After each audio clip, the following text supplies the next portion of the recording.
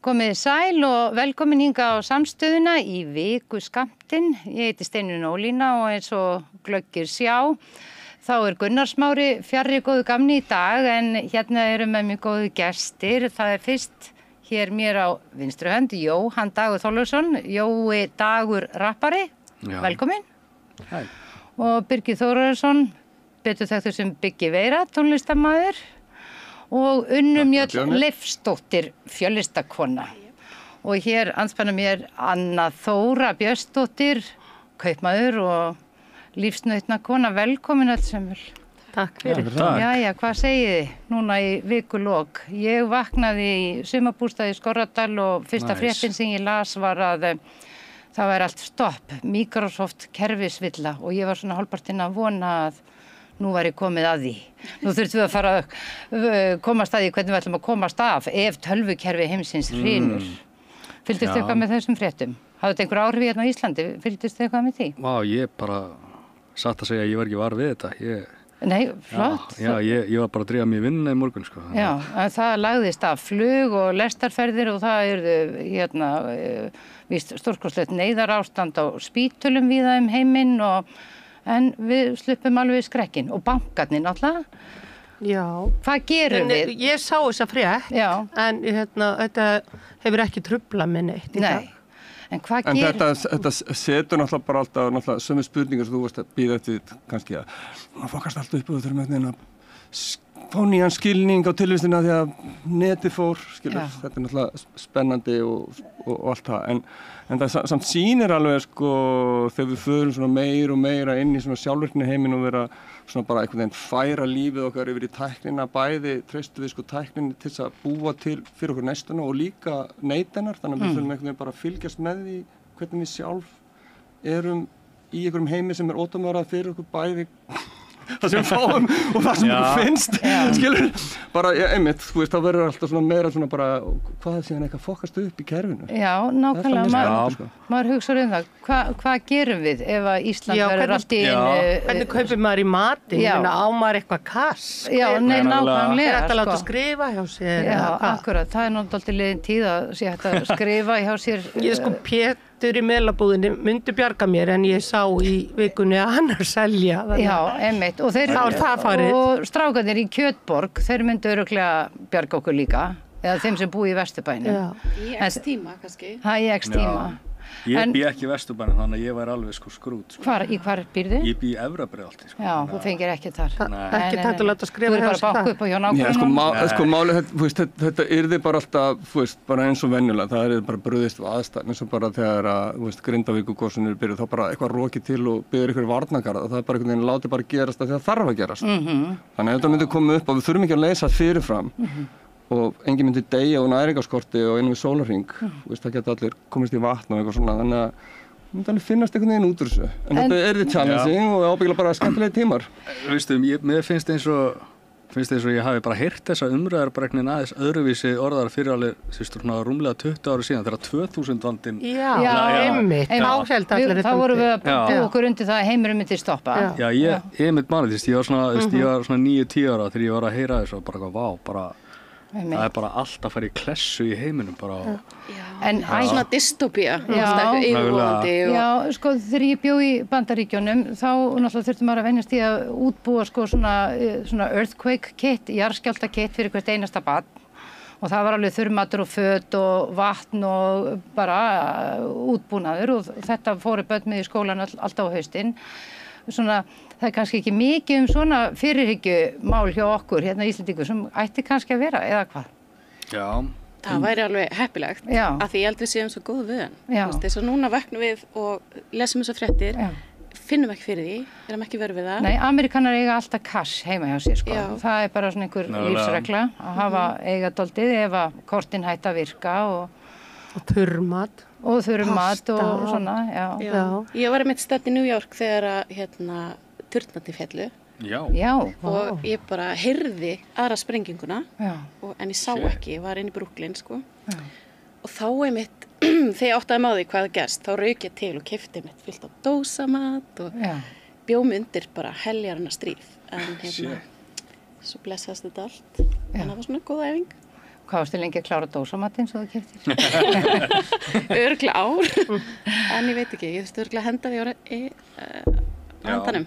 En ég held að bara kannski mismunandi hugafarin náttúrulega bara, þú veist, þá verður átt okkur því að sko Bandaríkin eru svona allt öðru svona menninga, þú veist, fólk allt öðru skrúa en í allt aðra sko menningu og í allt öðru tilfinning, sko tilvistastellingu að því að það náttúrulega bara dálítið svona ríkt í Bandaríkjunum for good and worse að þú þarf bara að bjarga þér, það enginn að koma að bjarga þér. Nei, einmitt.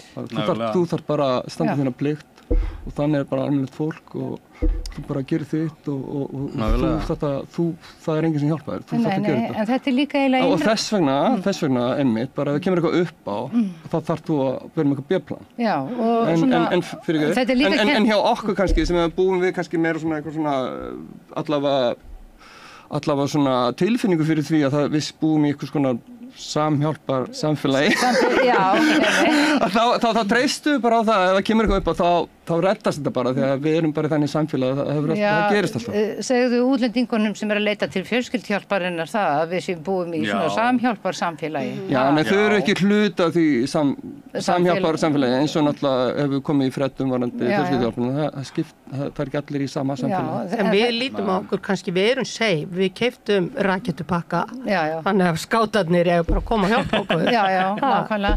En svona bara fyrir 3 árum þá var ég í Noregi og þá komu svona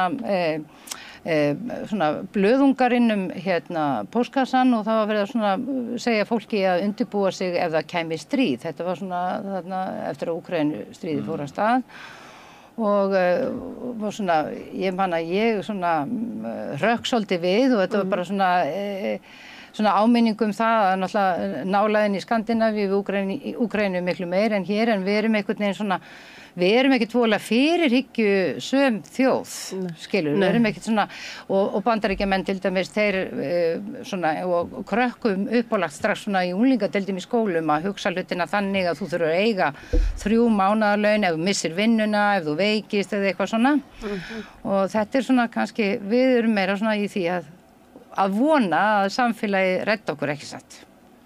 Nei, ég meina, gerir það ekki? Þú veist, það hefur enginn dáður hungri beint á Íslandi? Nei, kannski ekki. Það veist, fólk hefur að skýta erfitt svona en þetta er samt sem að það er einhvern veginn þetta er ekki alveg eins og ástandið sums staðar í Bandaríkjunum sem bara, þetta er bara eitthvað hryllingur, sko. Þú veist, það er, eins og ég segi, þetta, þú veist, við allavega, þú veist, við erum í svona frekar þokkalegu samfélagi. Þótt að við erum náttúrulega bara alltaf með, viljum bæta okkur og við höfum ákveðna hugmyndir samfélagi sem við náum ekki alveg að uppfylla og það særir okkur að við viljum, að því að hluta á okkar identity er að við eigum þetta samfélag og þetta sé verðmætt fyrir okkur. Þannig að þegar það er svona einhvern veginn, þegar við finnum að, heyrðu, það er kannski ekki alveg rétt, að þá náttúrulega er eðlilegt að sund fólk bregðist við og segja bara, heyrðu, fuck it, við þurfum að laga þessi kerfið, þetta er ekki samfélagi sem við vill. Það er náttúrulega bara ákveðin tóstriti pólitík sem við þurfum ekkert að fara kannski út í núna, en ég held að það sé kannski. En hvað finnst ykkur þessa umræðu sem að koma upp í dag fjölskylduhjálpina og hvernig hún Ásgerður Jóna tjáir sig þetta? Já, þetta tala með þeirra það er svona á sérdögum útlendingar og sérdögum Íslendingar. Finnst eitthvað mjög svona skrítið. Það er mjög spes og skrítið. Já. Ég held að þetta geti átt mjög alvarlegar afleiðingar að tala svona vegna þess að þetta er umverulega ekki rót vandans er náttúrulega hvernig er bara búið að fólki á Íslandi og það er náttúrulega stjórnvaldslegar aðgerðir en að stilla þessu svona upp finnst mér svona frekar til þess fallið að skapa andúð á milli hópa og mér finnst einhvern veginn svona heimurinn núna eða við sem manneskjur sem aldrei fyrr þurfa á því að halda að standa saman alveg hvaðan sem við komum, hver sem við erum og bara umræðan þetta fara að skipta þessu upp, mér finnst þetta alls ekki gott og Bragi Páll rithöfundur hann gekk nú svo langt að saka hana bara það að vera heiðarlegur rasisti vegna þess að það er náttúrulega bara engir mannasiðir að aðgreina fólk eftir litarháttum, trúarbrögðum, kynhneigð eða hvað nú er og við ættum að vera vaksin upp úr þessu eða hvað? Já, mér finnst þetta mjög óþægilegt og ég myndi vilja sjá bara að það væri meira virkjað hver og einn hjálpar kannski einum og einum, ef við allir hjálpa einum, þá er vandamálið mun auðveldara. Ég til dæmis hjálpa konu frá Úkraínu og hennar syni og bara ef allir gerðu pínu, heldur en allir stóli bara á eitthvað svona kerfi sem jafnvel kannski bara eitthvað sem að ykkur á nokkra konur tóku sér til að gera, þær kannski ráð ekki við þetta stóra vandamál sem orðið. Nei. En við þurfum kannski bara að ala fólk upp í að kíkta aðeins hvernig nágranniðin hefur það. Já. Getur eitthvað aðeins hjálpa honum? Auðvitað, en ég held að okkur ekkert sama þegar við sjáum þessar löngu biðraðir eftir mat á Íslandi, alls ekki, þetta er ekki alveg samfélagis kannski sem að við myndum vilja þetta væri ekki svona, ekki satt. En mér finnst þetta er mjög alvarlegt og þetta er svona óábyrgt að gera þetta svona. Og alveg rétt hjá þér, þetta er kannski örþrifaráð, eða maður vona það ráð ekki við þetta, þetta er orðið of stórt verkefni og það er náttúrulega ekki gott að það byrja að vera ofbeldi inn á staðnum, þú veist, það sem þetta á að vera og það leiðir að sem ofbeldi og það er ofbeldi að tala svona, ofbeldi að skipta þessu. Mér finnst það líka vera svona, ég var að hugsa þetta í dag því ég var að renda þess yfir þessa frétt, að líka ábyrgð blaðamanna hvernig þið sagt frá því, hún einn segir frá og hún lýsir því að einhverjir borgarar á erlendum uppruna hafi komið illa fram og eitthvað svona og þetta er bara hennar hlið á sögunni, við vitum ekkit hver baksaga þessara manna eða þessa fólks sem að bregst illa við, af hverju bregðast þau svona illa við, það er svo margt sem vantar inn í sögun og það verður svo innlit frásögnin sko og útlendingar á Íslandi er ekki vandamáli, það er miklu frekar hvernig við komum fram með fólk sem að kemur hérna og það er, eins og ég sagði stjórnvaldsleg ákvörðun. Já, og hvernig orðræðan færa viðgangast, alltaf sömu setningarnar. Já, og það er ekkert, þú verður ekkert samtal sem fer í gang. Nei. Og þetta er bara, fyrir ekki, tóka þér orðið. Halda áfram. Nei, en ég bara held að sé líka rétt það sem þú segir að fólk það verður bara að ala upp á samkennd, það verður að ala á samkennd og það þarf að breyta kerfinu af því þetta er svona mörg kerfi sem vinna saman og vinna síðan ekki saman, eiga að vinna saman. Algjörlega. Og það er ykkur lapsus. En hvernig eflum við samkennd í samfélaginu? Mér finnst þetta vera stóra... Má ég aðeins koma inn þetta fyrst? Já. Sko, ég held að sé, sko, bara mjög mikilvægt bara eins að svona ándur að fara strax einhvern veginn í svona tilfinningavæntingar. Að reyna bara aðeins að rannsaka, svona bara aðeins pæla í kringumstæðunum. Það er náttúrulega bara þannig að fólk sem er í aðsett og þarf á hjálp að halda er alls konar. Og mikið af þessu fólki á bara í vandræðum með sjálfa sig er kannski í bara á vondum stað í lífinum alls konar hluti. Og aðrir eru kannski bara þar að því að þeim bara fá lítinn pening og eru bara, og þú veist, einstæðamæður og alls konar. Þannig að fólk þetta er rosalega mismunandi fólk sem er þarna. Þetta er ekki einsleitur hópur með eitthvað meðaltal, þetta er bara alls konar fólk. Þannig að sjálfsögðu er þarna eitthvað inn á milli alls konar fólk, bæði Íslendingar og útlendingar sem er bara erfitt að díla við, erfitt að vandræða, skilur, og valda leiðendum hvar sem þeir koma, skilur, einhvern veginn, bara eru þannig að sjálfsögðu. En svo er þetta bara þannig að við erum náttúrulega sko byggð og mjög svona frumstæða heilastarfsemi og það er bara mjög djúpt í okkur, bara lengst inn í okkur heilastarfsemi. Að við erum sko með rasista kúlu sem er okkar kjarni og svo erum við með framheila sem svona vinnur á móti. Rasista kúlan sér eitthvað sem er öðruvísi og sendir bara, hei, hérna er eitthvað öðruvísi. Eitthvað framandi. En þá kemur framheilin og svona meðutundur og hugsa sem að, já, nei, þetta er allt í lagi. Þetta er bara vinnur með hann Jói, hann er svartur, hann er alltaf verið vinn minn. En þessi efnafræði er í gangi. Já, bara viðbragðið eitthvað sem er ólíkt og svona sé fyrsta viðbragðið eitthvað svona. Já, þannig að það er náttúrulega alltaf þannig að það er alltaf, þegar þú ert að upplifa eitthvað svona erfitt fólk, að þannig að þú metur það verð ef það er ekki í þínum hóp. Þannig að það er líka mjög bara með svona náttúrulegt að svona hvítt fólk sem er sko, fólk er sjaldnast með fulla meðvitund, enginn á bíla og mjög margir bara frekar meðvitundalausir, er að það bara er ykkur ferli og eitthvað svona og það dæmir bara harðar útlendinga heldur en Íslendinga. Það sér ástæðu til þess að grípa meira það sem útlendingar gera rámt, einhvern veginn, heldur en Íslendingar. Ætti þá ekki fjölmiðlar að vera framheilin, skilur við? Ætti þá ekki fjölmiðlar og bara fólk sem að talar og á að vera nútralt, ætti þá að vera skynsemi? Það er ábyrgð blaðamanna að mati líka. Það fer eftir til hvers eru fréttir. Til hvers eru fréttir? Til þess að fræða okkur og upplýsa. Nei. Fréttir eru söluvara. Já, en það ætti að vera til að fræða okkur og upplýsa. Já, ættu kannski það. Og eitthvað ætt og ætti. Já. Þannig að þegar þú ert að tala ábyrgð blaðamanna, það er alveg rétt að sko vöndu fjölmiðlum mundi og þeir sem vilja gera það, reyna að nota framheilan til þess að vera ekki að íkja eitthvað svona bjaganir og reyna einhvern veginn að fá eitthvað sín. En þegar þú ert bara að reyna að selja eitthvað smelli á netinu til þess að fá auglýsingar, að þá reynir þú bara að gera eitthvað sem að grípur. En sko... Þannig fréttir eru bara sölum, sko, búin að selja eitthvað varning. Já, en sko, það er samt ábyrgð blaðamanna að sko gera ekki hversdagslega svona umfjöllun. Að það sé eilíflega verið að draga þetta fram í sjónarmiði og stilla þessu þannig upp og hleypa orðræða sem að stillir upp frekar Íslendingar, frekar en útlendingar, allt útlendingum að kenna. Þú veist, þarna liggur ábyrgð hjá fjölmiðlum hvernig þetta er sagt og síhamrað á. Já, þess vegna þarf til dæmis að taka dálítið til í fréttastofunni í ríkisútvarpinu þegar að sérstaklega í sjónvarpinu með næstu ríkisstjórn. Já, ég man líka sko, þegar ég sá þessa frétt líka með að Íslendingar og innflytjendur eru á sikkurum dögum, ég veit ekki, það fyrsta sem ég hugsaði var bara mín tortrækni bara, eru íslenskir þá að fá eitthvað, eru þeir ekki að fá sömu hjálpina frá þeim, eru Íslendingar að fá hvað? Hún segir sjálf að hún setur Íslendingarna fram yfir, þannig að hún er þá að velja hvað er í búið okkur dögum.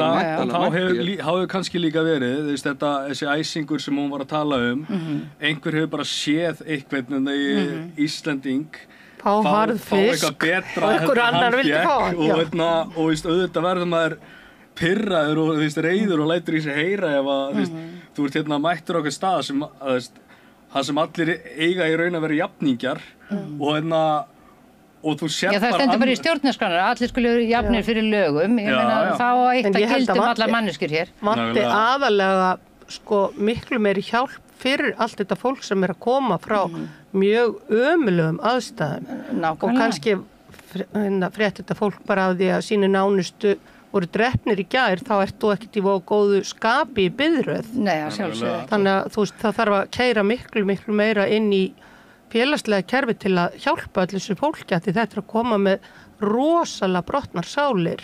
Og þú getur ekki ætlast til þess að það getur bara staðið í röð og brosað eftir einhverjum sko niðursönnum bönum. En það finnst mér bara það starf sem að þær eru að sinna sem er starfið í þessu samfélagi þess að koma einhvern veginn þeim til hjálpa sem eru bara sko í ítrustu neyð bara með að fá bara eitthvað að éta fattar þau?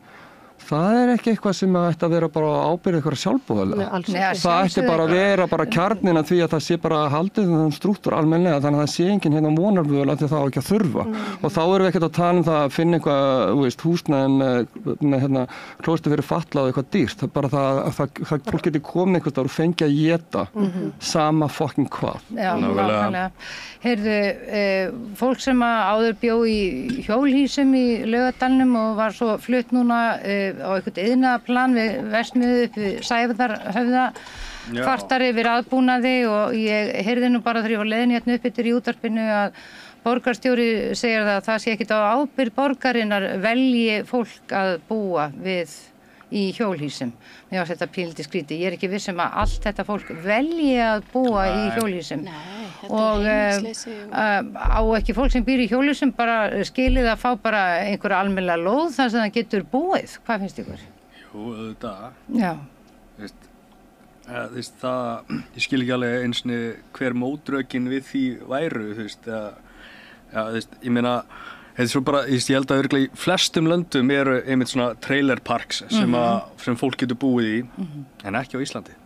Nei, einmitt mætti það ekki bara vera hér. Hugmyndafræðin er náttúrulega svo að sko, við lifum í samfélagi þar sem enginn á að þurfa að gera þetta, þannig á enginn að gera þetta. Nei. Í staðinn fyrir átt að segja því að það bara, við erum ekki þannig samfélagi og fólk þarf einhvers staðar að sofa í skjóli fyrir rigningunni. Já, og sjálfsögðu á borginu að koma til móts. Já, og svo eins og núna, bara verulegt vandrað á fasteignamarkaðnum og bara ógeðslega dýrt að búa og hvað gerir fólk? Fólk hefur kannski bara ekkert efni á þessu. Nei. Og hugsa bara, ég verð bara að búa í bílnum.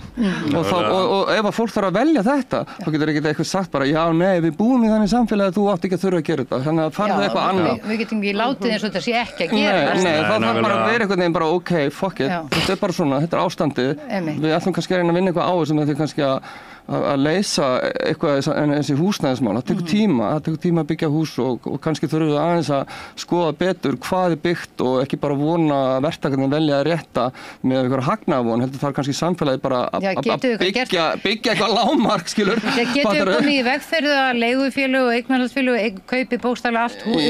Já, þetta er bara önnur umræða, ég bara að segja, þú veist, það er bara svona miklu dýpri umræða en allavega meðan þetta er svona bara neyðarástand, þá bara það sama eins og bara, þú veist, vera eldgos og fólk fyrir eitthvað, fólk bara, já, nei, þú þarft að fá raðhús, þannig að við ætlum ekki að koma með tjöld og gera svona neyðarbúðir af því að þú átt ekki að þurfa að vera í neyðarbúðunum af því að þú ættir að vera í einhverjum flottir íbúð, þannig að þú þarft bara að vera hérna út í rigningunni. Nei, en svona svar eins og frá borgarstjóra, hinnum laglega borgarstjóra sem get alls ekki muna hvað heiti núna, Einar, sko, þetta er ekki hægt, þetta líka er svona alveg þvert á það sem samkenndin býður manni, skilur, og þess að mér langar svo aðeins að hvað gerum við til þess að auka samkenndina í samfélaginu, vegna þess að mér finnst raunverulega svona bara stjórnvöld heimsins vera að vinna mjög markvisst gegn því að manneskjurnar vinni saman og það að hjálpa hvort öðrum sé eðlilegt, heldur sko, þú eigi bara að hugsa þig og láta þig engu aðra varða.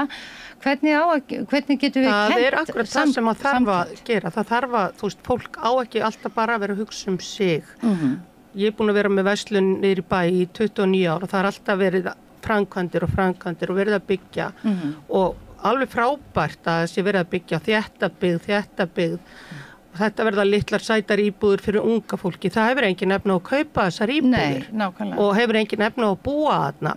Og ef þú kannski ert búin að selja einbýlishúsið þitt að því þú serð ekki fram á að geta haldið því við, kaupir þér 3 herbergja íbúðir bæ, þá hafa börnin ekki efni á að koma í heimsótiðina því það er svo dýrt að koma í lambalægur og sunnudum að þú þarft að borga í stöðumæli allstaðar. Þannig að gömlu konundan sem seldu húsin sín í Fossvoginum og fluttu á Hafnartorg, það vill ekki koma þegar það er svo dýrt að heimsækja það. Þannig að þetta er allt í svona bulli og þetta er ekkert endilega þétting byggðar, þetta er þétting hótela. Þú veist, fólk á ekki heima þarna. Nei, einmitt. Þannig að þetta er bara, þú veist, og fólk vill vera niður í bæ, en það er ekki verið að hjálpa fólki til að vera þar. Þetta er bara galið. Ég var í Skorradalnum og þurfti nú að sækja smá þjónustu inn í Borgarnes vegna þess að ég gleymdi öllum fötunum mínum og þurfti að fara í kaupfélagið og í Borgarnes til að kaupa bara nærföt til skiptana. Og nú á þarna á Brákarey að fara, sko, það rosa vantar húsnæði fyrir ungt fólk í Borgarnesi og vantar leiguíbúðir og líka bara nýjar íbúðir fyrir fólk, en nú á að fara að byggja sko lúxusíbúður og hótel þarna í Brákarey. Hver á að hafa efni á því? Alveg klárlega ekki ungt fólk í Borgarnesi, ekki borgnesingar og þetta er einhvern veginn... Þetta þýðir bara það er svona ákveð svo imbalans í gangi, augljóslega. Þegar að sko, það þýðir bara að það er einhvern veginn að fara mikið fjármagn í fjárfestingar og væntingarna þar eru með einhvers konar velsæld sem þessar fjárfestingar eru fyrir. En meðan kannski veruleikinn sá að þessi velsæld sem er verið að fjárfesta fyrir, eða með vonum, hún er kannski ekki alveg til staðar, en hún takir eitthvað að hluta þessu fjármagni og láti fólki fá það til að nota það fjármagn til að vesta þetta. Þannig að bara þetta er imbalansin sem að í raun og veru sem að kemur bara þegar er einhvern veginn eins og þessu svona hægri sinna veruleika sem við erum einhvern veginn bara búið að kenna okkur að vera í síðustu 40 ár, að einhvern veginn, að það hefur einhvern veginn forgang fjármagn þegar þeir ætla að fjárfesta eitthvað svo frábælega fyrir okkur í framtíðin, að það er bara mjög það er aldrei misskilningu vegna þess að fjármagnið, þetta þarf frekar þannig að fólkið sækir, sko, þú veist, hvað fólki vill á að tósa hvað verður búið til. En það bara einhvern veginn, það einhver imbalans í þessu öllu og það komist upp með það út af því að það almennt séð svo mikið vöntun á húsnæði að það í raun og veru engin almennileg samkeppni við það að vera á þessum markaði. Það bara, nei, það er líka spurningum húsakostin, til dæmis bara, ég var nú fædd þegar gósið í Vestmannaeyjum var og sumir hér inni og það var nú bara byggt í Hvelli yfir alveg ótrúlega mikið af fólki. Af hverju ekki hægt að byggja einhvers konar bráðabirgðarhús á landi Reykjavíkurborgar og búa til einhvers konar öðru? Af því að ríkisbatterið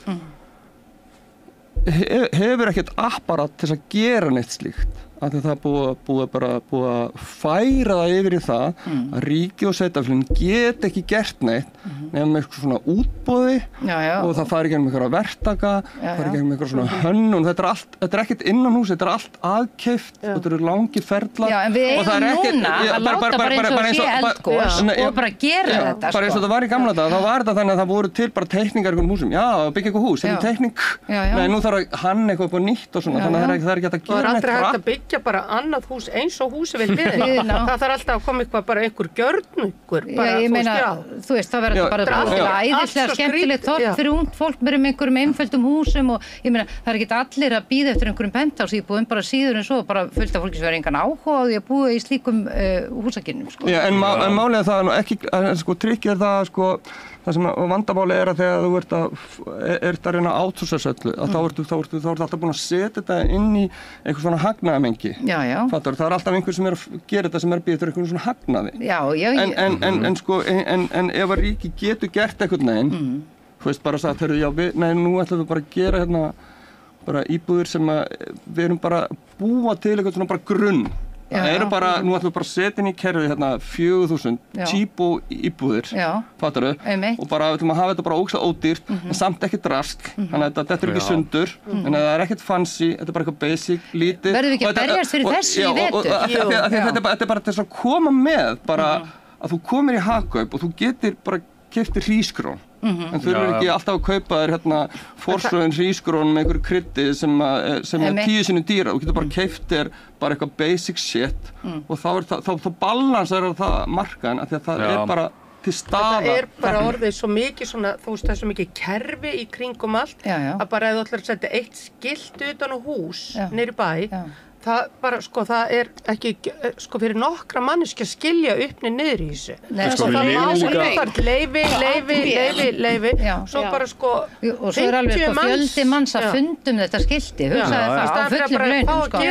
Við lifum í svo kapítalísku og bjúrókratísku hellskeipi, veist það, Við erum ekki 400.000, hvað heldur við þurfum að vera með öll þessi sveitafjölu og alla þessa... Getum við ekki bara að stofna svona aðspyrnurhreyfingu og bara byrja að byggja? Bara svona eins og Kóaborginna, bara við bara byrjum að byggja.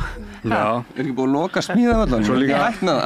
Síðan eins og þú veist að ég byggja þetta... Við bara svona amisjum þetta, mætum bara eitt sunnudag, byggjum eitt hús, næsta sunnudag annað og... En eins og að byggja þetta, þessi hús sem þú veist að tala þetta basic dæmi, sko, út af því að við lifum í þessu svona ultrakapitalíska hellskeipi að þá er þetta aldrei að fara að gerast af því að það er ekki nógu mikill hagnaður af þessu. Það er ekki og það þarf að kynna þetta og þetta þarf að fara fyrir þessa nefnd og hina nefndina. Einmitt og svo þarf þetta að passa inn í ímynd Reykjavíkur hver sem hún er, skilurðu. Og ímynd samfélagsins, það er engin gettó í Íslandi. Nei, akkurat. Það má ekki. Nei, engin gettó á Íslandi en... Nei, það býr engin í hjólísum, þá þarf engin hjólísalóðir. Já, en Fellin er ekkert raunverulegt gettó og eitthvað svona, og samt er þetta eina hverfið í Reykjavík það sem er á bakvið mínimarket, það er svona almenningsískápur sem að fólk fer og lætur mat í þess bara með fríu mat. Já, það er víðar í borginni, það var einhvern tímann í Vesturbænum, og var ekki Laugarnesinu líka. Ég held að ég bara... Bókaskáparnir. Já, bara ískápur og það eru gott fólk sem stundum eldar og bara skilur eftir bara pakka, þú veist, súpur og styrbrauð og ég labba oft þetta framhjá og einmitt sé fólk vera að láta mat í og fólk vera að taka mat úr og veist, og það, ég vil minna að það sé svona alveg merkjum einhvers konar samkennd í samfélaginu svona, en það svo mikið búið að svona hamra inn í alla, þetta allt eitthvað svona hinir hæfustu lifa af og ég þarf að vera hinir hæfasti, eitthvað svona darwinismi dæmi sko, en hafa samt að því að í Darwin sagði sko að hinir hæfustu sem lifa af eru þeir sem hjálpa hvorum öðrum og hjálpast að.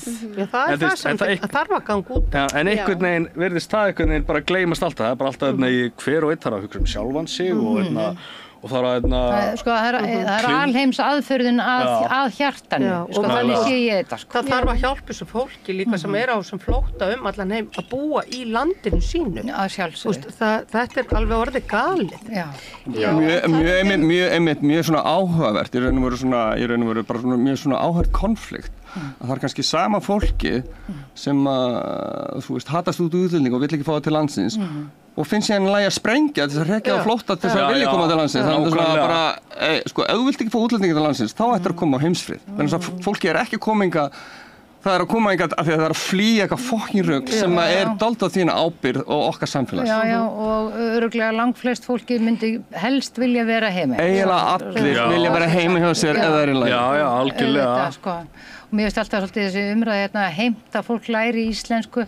Þú veist, ef við erum að taka móti fólki sem hrakið frá sínum heimalandi úr einhverjum hryllingi, þetta kannski ekki fyrst á listanum að fólk vilji læra íslensku vegna þess að fólk vill auðvitað sem fyrst komast aftur heim, ef þess nokkuð kostur, ef það ílengist hérna, þá náttúrulega eðlilega byrjar það að samlegast landinu, en svona þessi frekja, þessi tungumála frekja, þú veist, mér finnst þetta svo skrítið. Já, aðalega, sko, ég held að þetta sé aðalega er þetta sko spurning bara svo hvað er hægt og það er náttúrulega rosalega erfitt að krefja fólk sem orðið fullorðið að verða eitthvað flúgandi íslensku. Það er mjög erfitt, það er mjög erfitt tungumál og fyrir, sko, þannig að það verður bara að vera umburðandi fyrir því að fólk fá að tala bega íslensku og einhvern veginn þarf framheilan að æfa sig í því að, þú veist, hafa ekki fordóma gagnvart þeir sem tala ekki fulla íslensku. Það er eitthvað sem við þurfum að æfa okkur í, vegna þess að það eru fordóma gagnvart þeir sem tala ekki fulla íslensku. Bara kemur ósýrátt. En náttúrulega er aðalmáli það að þegar fólk að velja að vera hérna áfram og festa rætur, að þá er það bara að tryggja það að önnur kynslóðin og þriðja kynslóðin að það sé dálítið markvisst tekið utan út af fólk, að það geti aðlaga samfélaginu með tungumálastunningi og öðru, menn að það býr það býr heima hjá sér með foreldrum sem eru í raun og veru í öðru samfélagi. Og það er ekki þeirra val að fæðast þar. Það er bara þarna. En það er að reyna að aðlagast okkar samfélagi. Og þess vegna þurfum við í raun og í staðinn fyrir að reyna að dæma það, að þurfum að skilja að það er dálítið líka okkar ábyrgð að láta það gerast. Já, en sko, ég var nú með fullorðin föður minn lengi á Grund og þá byrjar maður að taka eftir umræðu elliheimilin og fólk að kvart yfir því að starfsfólk væri að erlendum uppruna og talaði ekki íslensku og svona. Og það er svo skrítið hvert reiðin beinist. Hún beinist að starfsfólkinu. Hún beinist ekki að því að það er alltaf fáliða á öldrunarheimilum og það er stjórnvaldslega aðgerð. Það er mjög fáir Íslendingar sem bara nenna að vinna þessa vinnu vegna svo hún svo illa launuð. Og af hverju það, ef þetta væri betur launuð vinna. Já, og líka bara erfið og bara leiðin. Fólk getur bara, þú reynir bara, þú ert að vinna, það er mjög stór hlut á lífinu, en þú vilt vinna við eitthvað sem er skemmtilegt. Já, ég meina umönnunarvinna er mjög erfið og hún krefst mikillar samkenndar og hlýju og þetta ætti auðvitað að vera vel launustörf. Ég hef unnið sem sjúkraliði mörg ár og unnið mikið inn á spítalum og þetta er mjög skemmtileg vinna. Það er óbúslega skemmtilegt að gefa af sér og finna það að manneskjunni sem þú ert að hjálpa líður betur, þú færð bara oxytocin í hausinn, auðvitað eru sjúklingar og gamalmenn og börn, allt mismunandi skemmtilegt og leiðilegt, en í okkar samfélagi er litið niður á fólk sem er að sinna öðrum. Við borgum hærri laun og við lítum á það fólk sem að hugsa peninga, það býr flottara, það hefur það betra, það er á betri bílum. En þeir sem að vinna á barnaheimilum eða sjúkrahúsum eða elliheimilum, það er bara aðra kröfur. Já, það er bara að því að það er hort á þetta alltaf þannig að þetta eru gjaldaliðir í samfélaginu, þetta er kostnaður að þurfa að sjá gamalt fólk. En á meðan það að stofna Carbfix og gera svona eitthvað rugl og fá erlenda fjárfesta, það er að búa til peninga, búa til verðmæti og það skilur ekki hitt að búa til verðmæti. Já, einmitt. Það er ótrúlega verðmæti. Mestu verðmætin í samfélaginu einmitt þessi tilfinning, eins og við vorum að tala um aðeins fyrir þáttin, bara að við þurfum ekki að byggja okkar eigi kjarnorkubyrgi, við getum bara að lifa í samfélagi sem við dálítið svona treystum að fer allt í fokk, þá bara erum við einhvern veginn þannig samkenndar samfélagi að við munum bara einhvern veginn hjálpa staðis, við munum þannig þengjuð, jafnvel þótt að það sé kannski dálítið með hversu mikið hjálpar samfélagi við í raun og veru en skiljið hvað við. Þannig að bara það að geta lifa í þessari tilfinningu, eru lífsgæði. Sem að þessum Bandaríkjamenn eru ekki með. En þú veist, ég held að mjög margir sem vinna kannski inn á sjúkrahús og eru að sinna þar fólki koma út, þó þau séu mjög þreytt, ekki nærri þeins þreytt eins og kannski fólk sem var bara að reikna tölur og hugsa gróða en þau hugsa þessi frekar fólk í peningaheiminum sem að fer kannski í kókaínið og eitthvað svona heldur en einhverju sjúkraliðar af því þeir hafa náttúrulega alls ekki efna en ég þurfi ekki heldur þennan svakalega flóta. Af því það er meira nærandi að vera í sambandi við fólk heldur en en hvernig við umbunum þessu fólki, það er náttúrulega aðfyrir samkenndinni líka. Ég verð að svara þessu það er bara mjög mismunandi eftir fólki hvað næri það. Sumir elska að fá að elska og það næri það mikið.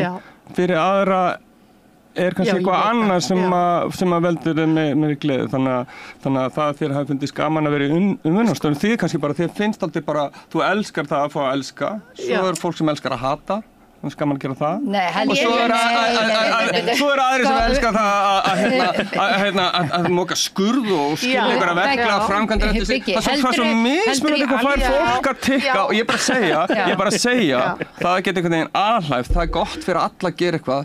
Nei, ég meina það. Ég er að meina að þú veist, það er bara svona held ég búið að rannsaka það, að vera til dæmis innan lítil börn og svona gefa af sér og finna að þú ert að gera rétt, þér líður vel við það. Ég held að sé hægt að styrkja á hvenær brautir, eins og vorum að tala um áðan, að það rúmast, polariseringen rúmast innan heildarinnar.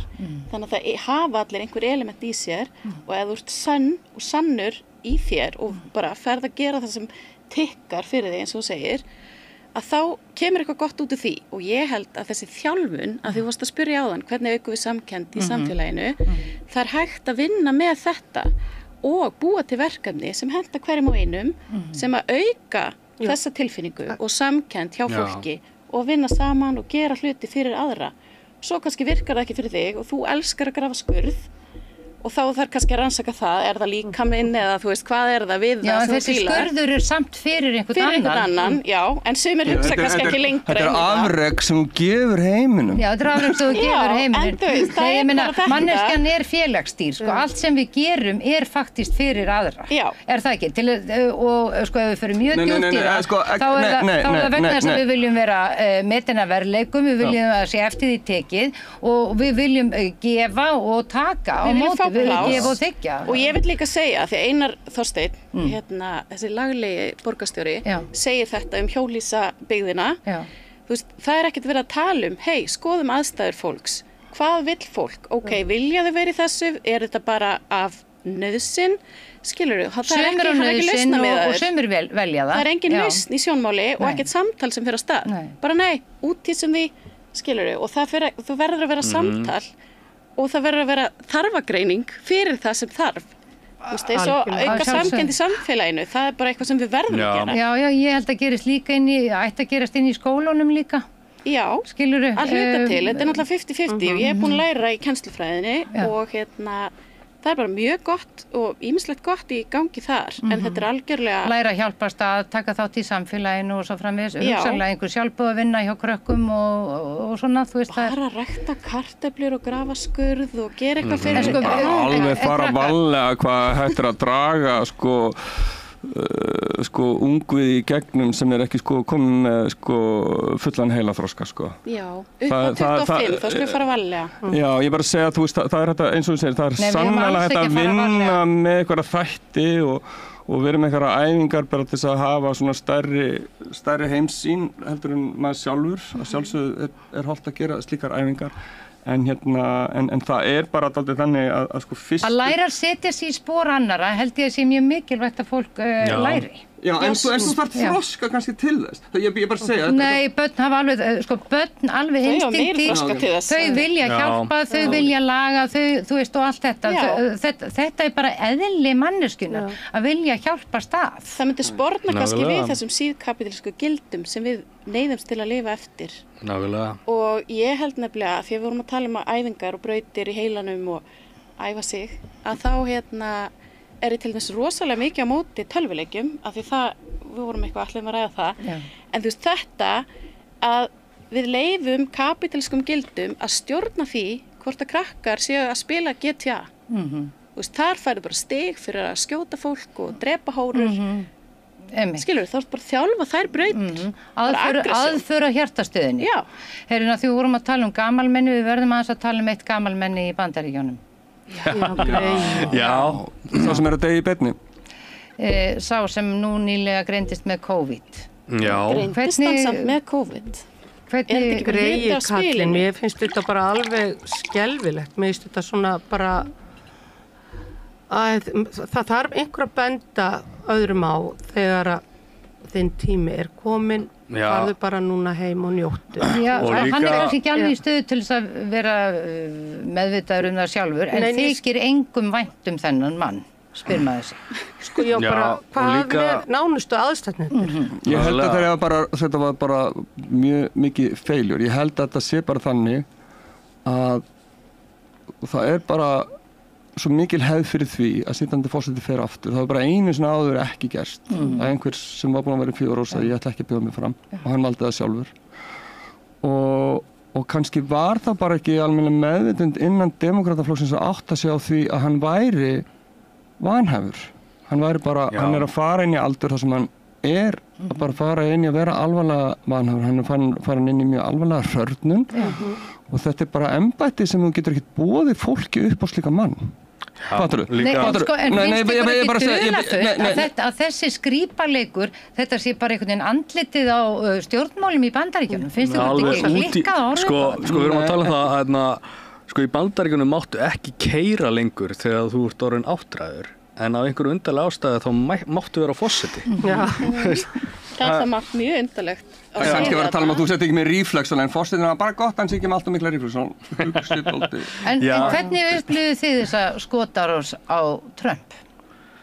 Herðu, vá. Svona, bara svona, hvað fannst, burtið frá fréttum, hvað fannst þér? Ég held þetta væri eitthvað djók, fyrst bara, þú veist, einmitt, var búið að skjóta hann og þú veist, hver skauta hann, ég held þetta væri bara eitthvað della og mér finnst þetta eitthvað alveg ótrúlegt að einhver hafi skotið á hann og bara hann slapp. Samsæriskenningar, ertu það að koma með samsæriskenningar? Nei. En krakkar, við verðum bara að hugsa eins og manneskjur, bara hvernig sló þetta mann? Þetta sló mann fyrst, bara eins og þetta eitthvað skrítið. Það var þetta sló við sem bara sjónarspil. Já, eins og einhvers konar leikhús. Þetta kom mér ekkert óvart, bara algjörlega ekki neitt og ef þetta hefur segjum svo þetta hafi bara verið eitthvað samsæri og bara eitthvað í sviðsett dæmi og allt þannig, þá kemur það mér heldur ekki neitt óvart. Og að því hann er að græða á þessu. Þetta er bara eins og þegar það var skotið Reagan en það sínum tíma, hann græddi eingöngu á því og Já, það er sagt að hann hafi bara unnið kosningar.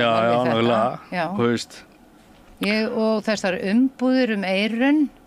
Ég spurði nú að Ganni, kunningjakonu mína hjúkrunarfræðing, hvað henni finnst þið með svona umbúður, hún bara hristi bara hausinn, hún sagði, ég veit ekki í alvörunni hvað þetta Nei, þetta er bara svona mjög einföld grisja. Og svo sá ég hérna myndir frá stórum fundi, það var sko stuðningsfólk Trumps, allt komið með svona ferkantaða grisi og eyran sem svona stuðnings mjög skrítið sko.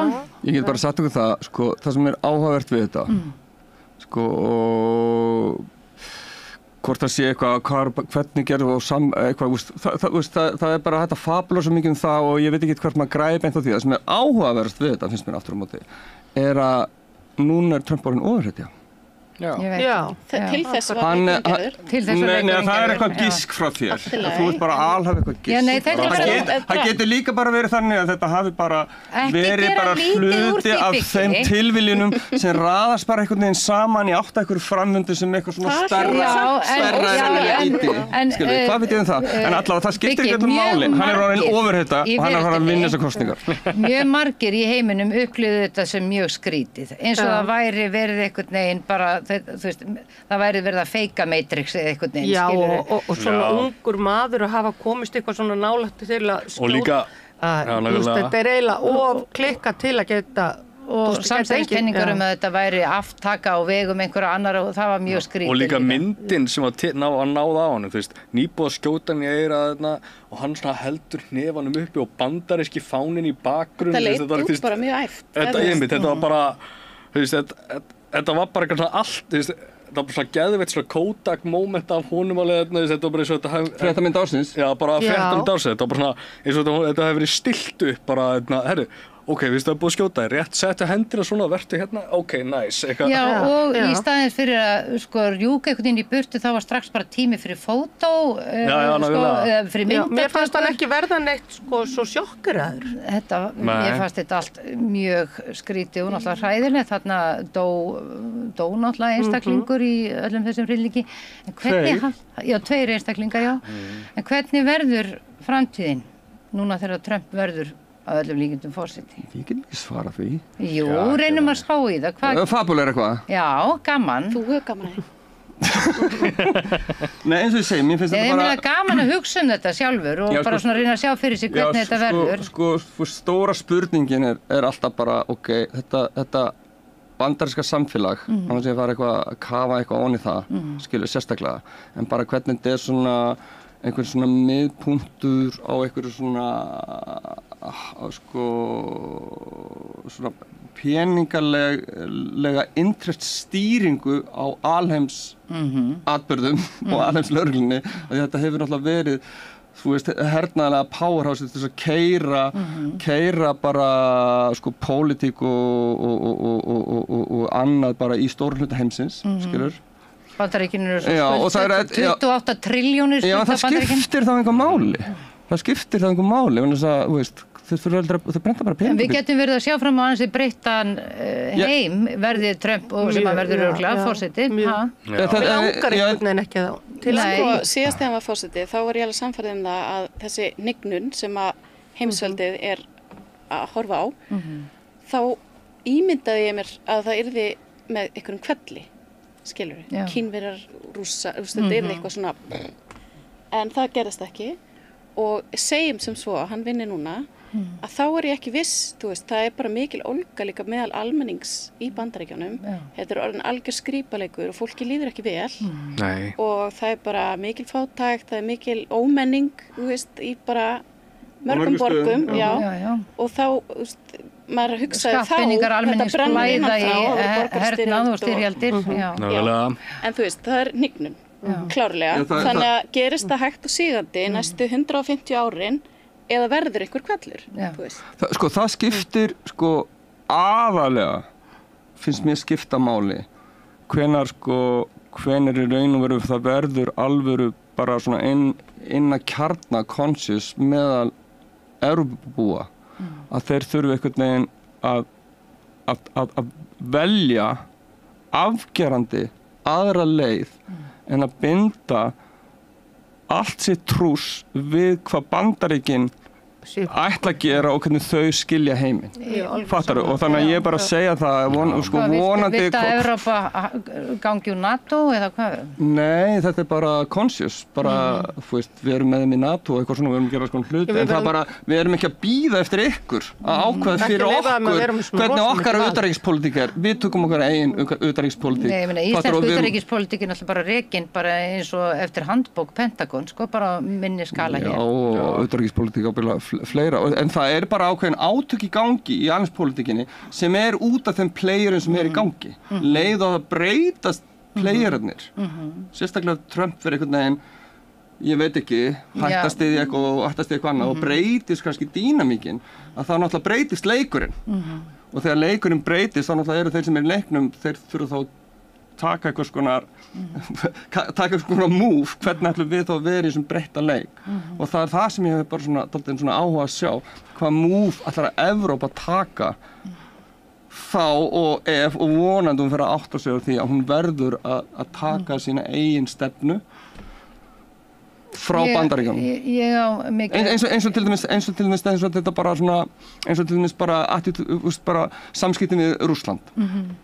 Alveg saman Putin og allt eitthvað svona, það er bara eitthvað sem er að gerast núna, það verður ekkert eftir 100 ár. Hvernig verður þetta eftir 100 ár eða 20 ár? Putin deyr ekkert í mann. Hvað gerist þá? En hann er ekki deyr, það er náttúrulega fullt af fólki. Já, en þetta er náttúrulega heilt samfélag. En það er náttúrulega bara búið að vera að keyra á ákveðinni pólitík af því að það eru hagsmuni Bandaríkjanna að Rússar séu óvinir Evrópu. Þannig að ef að Evrópa og Rússa myndir vera vinir, að þá þurfa Evrópa ekkert á Bandaríkjamönnum að halda. Rússland er svo rísósa, þannig að það er bara búið að vera ákveðin utanríkisstefna Bandaríkjanna að halda Rússum og Evrópu sem er andstæðing. Já, það er rétt. Og þess vegna sprengdu Bandaríkjamenn þessa gasleysluna frá Rússum til Þjóðverjana. Það er náttúrulega alveg vitað að það var eitthvað sem þeir ætluðu hvort sem er að gera. En þannig að bara, þú veist, fyrr en Evrópa hættir að taka þátt, þegar Evrópa hættir að taka þátt í þessum leik og fer einhvern veginn bara að nálgast. Ég held ekki að evrópski stjórnmálamenn burst sér frá öllu þessu Úkraínstríði sem er í gangi núna, en takir sér eitthvað, in the long term, hvernig það verður, þá erum við að fara að mynda djúpt og Rússland er að fara að koma inn í Evrópu, það er long term plan okkar, við þurfum bara að vinna því, bara, þetta Úkraínustríð og allt fokkaböð, það er núna, þetta er mjög slæmt ástand núna, en in long term er Rússar að fara að vera hluta af Evrópu og við ætlum bara að fara að vinna í þessum heimsluta sem ein heild. Það þarf að vera langtímamarkmið.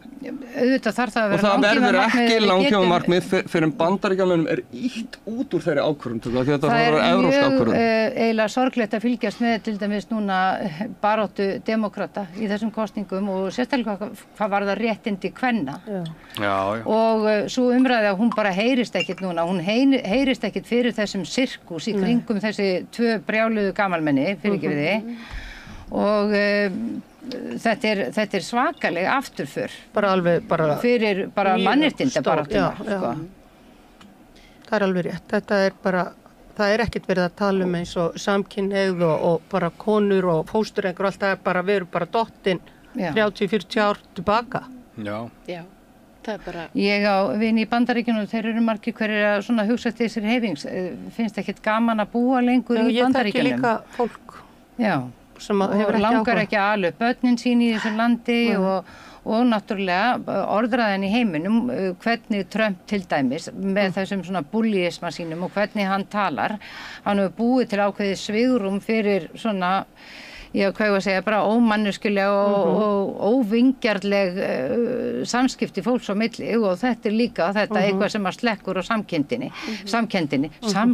hann frábært orð, samkend, en hvað er konan hans núna? Hafið þið eitthvað? Konan hans? Já, hvað er hún?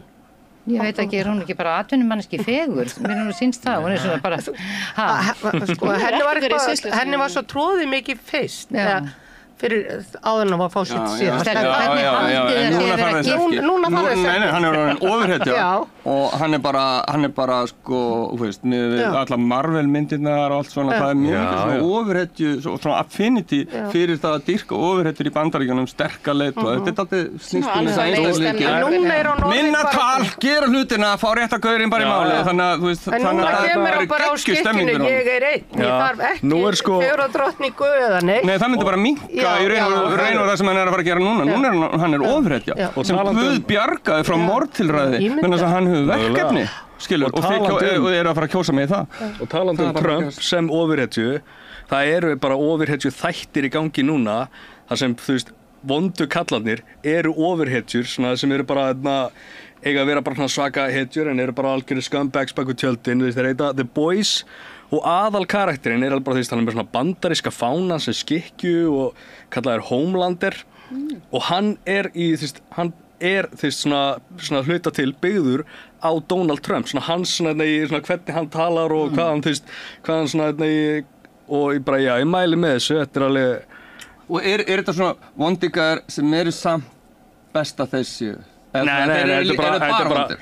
þetta er bara algjör úrrök sem eru bara settir bara sem einhvers konar þeir bara, það er svona fyrirtæki sem bara prómóta þá sem bara góð bara hetjur en síðan á bak við tjöldin er þetta bara svona geðið siðblind og vont fólk sem gerir vonda hluti og allt þannig við erum að gera illgirni og mannvonsku hversdagslega það er stanslust þetta sem er uppi okkur finnst alltaf grænum þetta svona, þetta er tilgáta, ég er kannski bara fabulera þetta bara var eitthvað, ég er fabulera en getur verið að segja þannig að sko þær hetjur sem okkur finnst eiginlega væntum eru náttúrulega þær sem við getum svona identifæða við og þá er þetta ekki þessar hreinu tæru hetjur sem eru alveg bara einhverju englar sem bjarga því að það, veist, heldur er þetta þessi eins og sem eru bara eitthvað fucked up, eru kannski ekki góða manneskjur, eru gamlar en einhvern veginn samt sko at the end of the day þá eru þær for the greater good, skilur en þetta er samt þótt að þær séu svona ófullkomnar og já, svona dálítið rasistar og segja eitthvað dónlegt til stelpur og grípa þetta í prófi eitthvað svona þeir eru samt eitthvað for the greater good þeir eru ofurhetjur, liðarskotárus Guður er að vernda þá ég meina auðvitað verður miklu betur heimur þá þurftu þið ekkert á mér að halda þá værið bara með eitthvað góðanga að gera en að því að heimurinn er harður og það þarf að gera erfiðar ákvarðanir þá þurfum við bara fokkinn harðan gaur hérna sem bara er skotin í eyra og bara ameríski fáni ég er ekki með ykkur ég á eina samt svona tilfinningu þar sem að ég get þakka Trump fyrir eitt hlut Er það hárgreiðslan? Nei, ég hef reynt að stæla hann, en nei. Máli er að 1984 fór ég í fyrsta skipti Bandaríkjanna og var í New York með föðursystur minni og ég fór inn í Trump Towers sem var bara frekar nýtt á og bara var algjörlega orðlaus. Ég hef aldrei séð aðra en spekingu. Náttúrulega séð hann oft núna, en þar var matsölustaðir í kjallara og þar smakkaði ég fyrsta skipti ostaköku og ég hef verið háð ostaköku síðan. Já. Ef hann myndi bara fara að vinna með ostaköku, þá væri þetta bara í lagi. Ef hann gæti haldið sig við ostakökurnar hann Trump, þá væri okkur öllum svo vel. Betur, af því mér finnst vont að hafa uppgötað ostaköku í hans húsi. Er hann ekki bara að selja sömu ostakökurnar fyrir í þessum, þetta er bara mismunandi hvað ostakökur það er sem fólk vill fá. Hvaða áhrif haldið þið í alvöru að það hafi á heiminn að horfa upp á þennan skrýpaleg? Ég fór að hugsa þetta. Er þetta gert til þess að almenningur bara missi algjörlega áhugan á pólitík vegna þess að manni er misboðið, þú veist þessi skrýpaleg. Í alvöru er ekki til betra fólk til þess að hafa í forgrunni. Og er planið bara að við bara lítum undan og nennum ekki að fylgjast með þessu vegna þess að stjórnmál sé bara eitthvað fyrir vitleysinga eins og þetta lítur út núna. Skilur til þess að aftengja okkur svo við nennum ekki að fylgjast með og getum þar að leiðandi þá ekki vel varið okkur, séum illa upplýstari og svo framvegis. Þetta er kannski stjórnunartæki. Þetta er nefnilega ákveðið stjórnunartæki að halda upp í svona sirkus. Hvað er að gerast á meðan? Allir að fylgjast með okkur þannig með ferkanta umbúðir eyrun og allt þetta bull, sko. Það er svona að vera fórheimska almenning. Já, það er dálítið, sko. Og engar aðrar fréttir komast að á meðan, skilurðu. Stjórnmálamennum, all Bandaríkin, konur, demókratar er að segja, sko, í alvöru, sko, hvað er að gerast hérna. Við vitum alveg hvað hann hefur í hyggju. Trump hefur sagt það nú og hérna, hann alltaf gósið upp núna sérstaklega ofsatrúar fólk eða svona kristið ofsatrúar fólk. Nú er hann bara blessaður af Guði og það er bara heilur söfnuðni bara gargandi að hann hafi orðið fyrir Guðs blessun við að því hann slasaðist ekki meira þannig að allt í einu, þú veist, þetta býr til svo mikla móæsingu. Þetta er svo bara sjúkt, það er eins og að sé verið bara að það er bara verið að trufla okkur. Sko, einhverja sem eru bara ekki með neitt við. Þessna var ég nefnilega von í morgun þegar ég held að væri búið að slökkva á heiminum. Við værum aftur komið niður í bara það sem við þurftum að fara að tala saman. Tala saman með munninum egglitis til og við þurftum að fara að hittast og skipta á skoðunum og læra hvert öðru í staðinn fyrir að lesa þessa glötuðu fjölmiðla veraldarinnar sem að allir er einhvern veginn í eigu 5 fjölskyldna í heiminum og við getum einhvern veginn illa treyst því sem sagt er og illa aflað okkur upplýsinga. Þetta eru mjög skrýtnir tímar að lifa.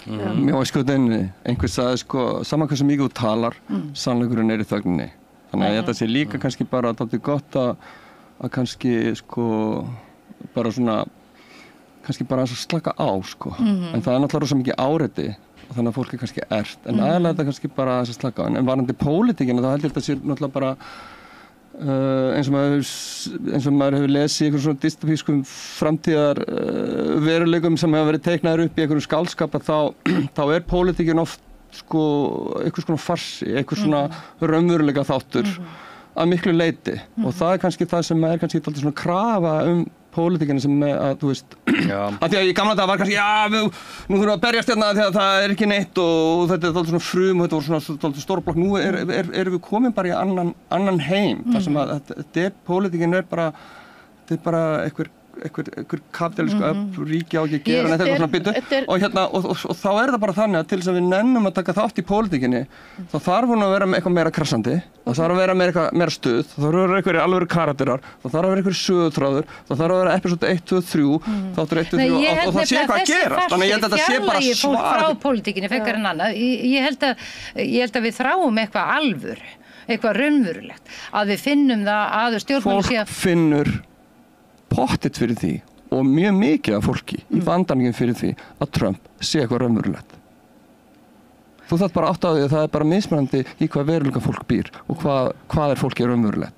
En þetta fyrir mjög mörgu fólki, líklega fólkinu sem með svona að setja á sig svona gervieyra, sko. Já, en þá hefur náttúrulega fólk afsalað sér bara því að hugsa sjálft og sjá hvað raunverulega í gangi. Nei, þetta það sem það hugsaði sjálf. Ef það vill bara trúa það bara í öðruvísi skilningi, það bara í öðruvísi skilningi á tilvistinni heldur en þú.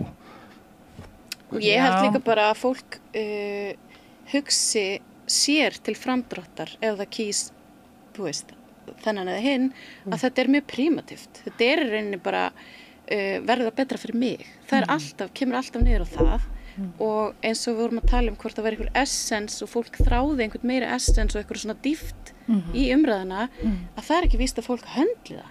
Það skilur það kannski ekki, skilur þau. Það bara við erum komin á það stig að góð umræða eða alvarleg umræða og djúp umræða næri ekki til fólks. Nei, maður sér það samt bæði í Bretlandi og Bandaríkjunum og Þýskalandi eru farnir að mynda svona stórir hópar fólk sem bara einhvern veginn svona fólkið gegn stjórnvaldi. Vegna þess að fólkið hefur ekki lengur trú á því að pólitíkin sé að þjóna þeim, þannig að fólk eru að hugsa byttu þetta kannski við verðum kannski að sameinast gegn þeim sem eiga og ráða og finna leiðir til þess að hafa áhrif vegna þess að náttúrulega í fjöldanum höfum við mikið vald og valdið á að vera hjá kjósendum, skilurðu, en kjósendur upplifa það upplifa það alls ekki þannig. Þau upplifa það allar jarðir að stjórnmálin séu raunverulega sinna allt öðrum hlutum heldur en velferð venjulegs fólks. Velferð samfélagsins. Já. Ég held að þetta sé bara dálítið þannig að miðað við hvernig bara samfélagið dálítið svona orðið á einhverju svona sjálfstýringu á forsendum fjármagnsins, skilur, og það einhvern veginn, þá hefur kannski fólk einhvern veginn á tilfinningunni að það get ekki beint valið aðgerðir, ég get ekki valið að þetta sé gert. Eina sem ég get valið eitthvað fólk og ég vil segja eitthvað, ég ætla að gera þetta, þá það ekki að fara að gera, svo bara eitthvað og það gerist ekki. Og hvað ætla fólk þá að velja, það getur ekki valið aðgerðir, sama hverju lofa. Þá velur fólk bara eitthvað það sem að identifæða við. Velur bara eitthvað, já, ég identifæði við þig. Ég ætla að kjósa þig. Já, eða og þetta fólk sem er að identifæði við orðið þreytt á einhverjum flokki, ég bara kýs bara eitthvað. Nei, það kýs ekki bara eitthvað. Það notar... Jú, fólk gerir þannig bara líka. Nei, það velur ekki alveg random. Þegar það velja, það kastar ekki teningi. Heldur það, já, ég ætla bara að kjósa þessa. Það út af því að hann hefur allavega sagt eitthvað. Einhver gildi eða eitthvað sem að rímar. Sagt eitthvað sem að hann tengi við. Hann segir, já, hann þorir að segja eitthvað, ég hef alveg hugsað þetta. Þannig að það einhver tenging án loforða. Þetta manneska sem tengi við kjósa hana. Og það Trump að fá það. Fólk alveg sama þessi loforða. Það skiptir engu máli. Fólk hefur engan áhuga á því endilega fólk sem að kjósa hana, hann ætla að framfylgja öllum þessum loforðum. Þetta er bara gaurinn sem í mínu liði, ég tengi við hann og hann ætlar að fokka upp þessu kerfi og það ástæðan fyrir að vera að kjósa. Það bara hefur mjög hættulegur heilaþvottur á sér stað. Og með sko gríðarlegri... Það eru allir heilaþvegnir inn í sínum raunveruleika. Já, en með bara gríðarlegri fjármagnsmaskinu hefur fólk verið mjög heilaþvegið. mér finnst sko, ég á stráka sem eru 28 og 30 og 39 og þú veist, þeir eru miklu upplýstari heldur en ég og mínir vinir voru á þeirra aldri og hafa miklu meiri skoðanir á þessu og vita meira og ég held að það þurfi bara aðeins að fara að leyfa fleirum að ráða heldur en að velja svona einn sem ræður hérna bara yfir svona ofsalega dreifðara lýðræði þetta er bara hálfur bilun að Trump, þetta sé spurning Trump eða Biden yfir öllu þessu fólki það er bara galið bull. Heyrðu, minn langar aðeins að taka upp léttara hjálp. Hvernig var þetta ekki léttara? Jó, en bara hvernig... Var þetta ekki léttara? Voruð í Reykjavík... Ég ætla að loksins að fara að tala um það sem skipt máli. Voruð í Reykjavík alla síðustu viku í rigningunni? Já. Ertu að tala um alla þessa viku sem núna líka? Já. Ég og vinir sko sem að þvældust all land til að elda sólina því að ekkert verið að gera það. Jú, ég eldi sólina á mánudaginn og fór upp í Borgarnes og bara, ég eldi hana fyrst niður á Austurvöll, svo upp í Borgarnes og... Já, þú verður ekki farið alveg á Akureyri og Egilsstaði. Ég og vinir sem kemur bara alveg alla leið þangað til þess að komast í sólbað. En þetta... Mér finnst svo dásamlega þessi rigning, þessi sumarrigning. Svo kósi. Finnst þið það ekki?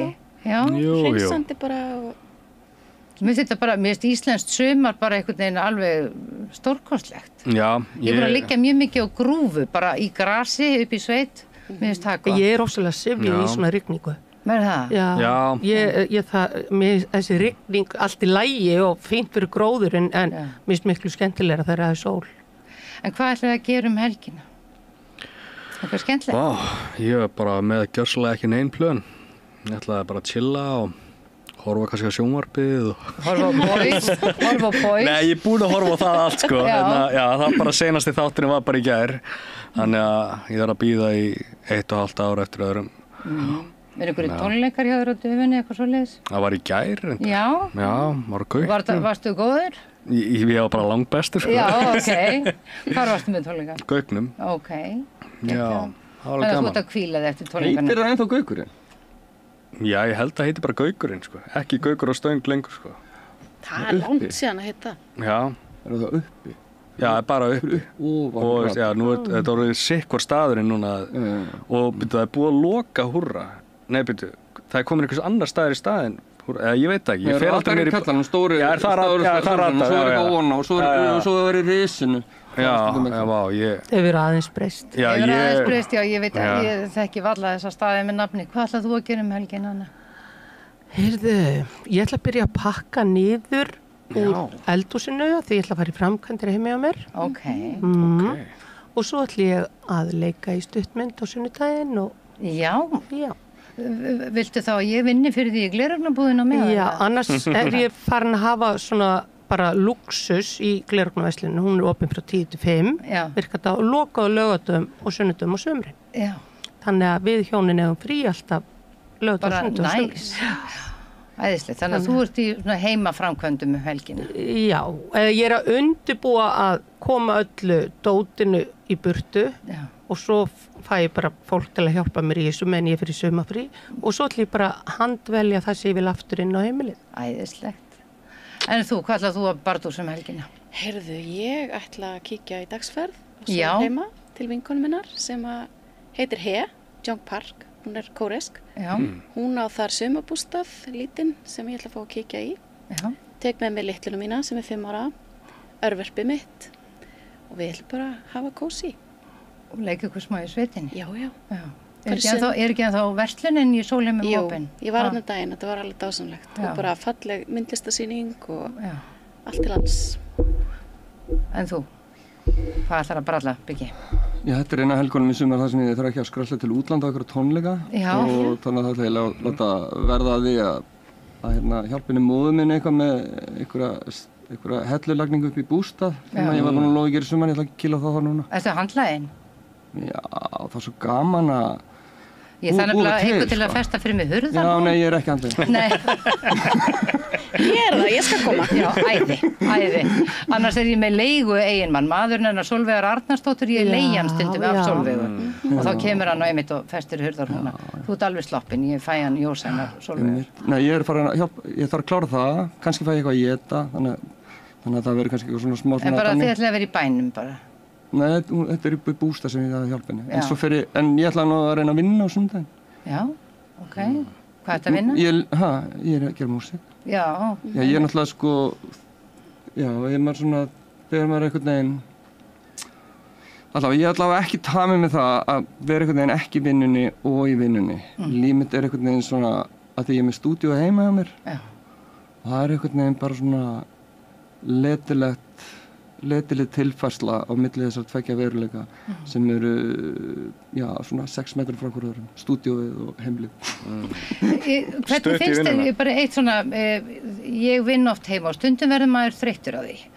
Finnst þér ekki gott svona Nei, ég vinn ekki heima. Nei, ok. Men ég er með stúdíóið út í bílskottum mínu. Já, en það er ekki heima hjá mér.